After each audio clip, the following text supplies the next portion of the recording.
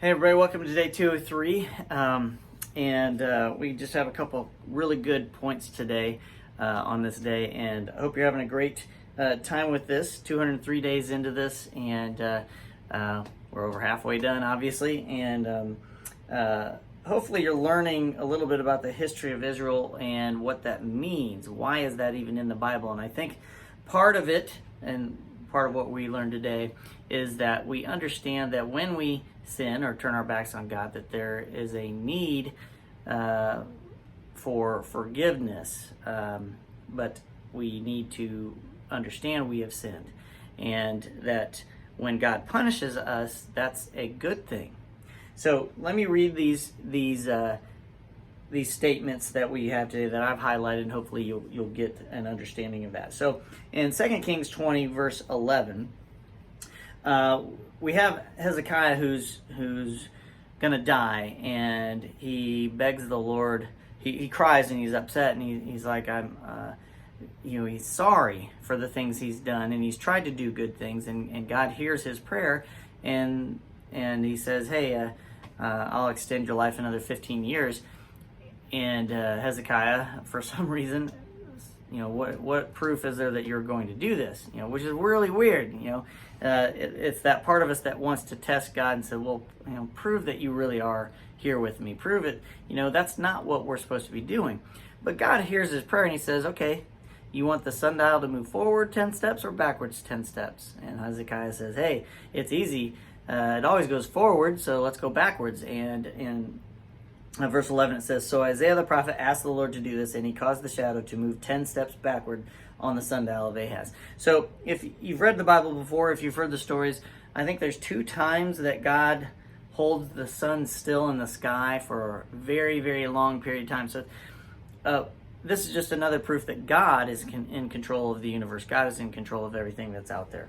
So in Isaiah 38, it says, I will cause the sun's shadow to move 10 steps backward on the sundial of Ahaz. Okay, so the shadow on the sundial moved backward 10 steps. That's an awesome thing that God can do. All right, and then we talked about Jerusalem being exiled, but they haven't been exiled yet. Israel has already been exiled. Now Babylon is about to attack Jerusalem and take it back. And in Isaiah 38, verse 16, it says, Lord, your discipline is good, for it leads to life and health. You restore my health and allow me to live. Yes, this anguish was good for me, for you have rescued me from death and forgiven all my sins. All right, so I jumped ahead a little bit here, and I wanted to point this out before we get to the Jerusalem exile thing. The discipline is good. Well, fear of the Lord leads to joy. So if we could live right, justly, and mercifully, and those things we talked about yesterday, then there isn't the discipline or punishment for sinning, because we're living the way we're supposed to live. So you can live a joyful life doing the things that God said to do. Live humbly, be merciful, and try to live right. And when you screw up, expect the punishment, because the punishment is good. The discipline is good, he says, for it leads to life and health. So that's something you need to know. But then what he's telling him is eventually Jerusalem's going to be exiled for all the bad things they've done.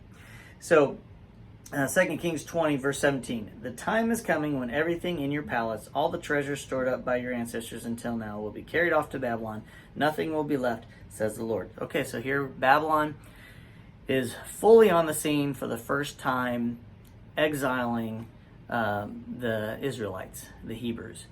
This is the first time. Remember, Babylon has fallen. It's fallen. So it comes back on the scene in the end times.